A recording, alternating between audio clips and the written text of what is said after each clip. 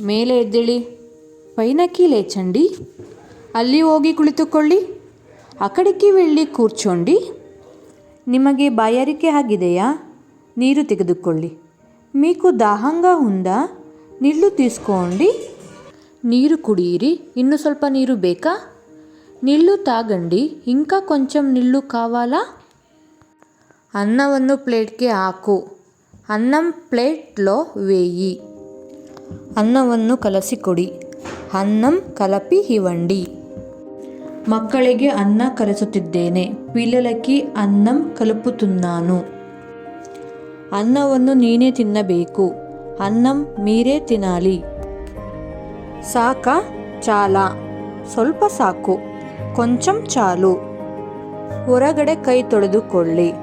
బయట చేతులు కడుక్కోండి.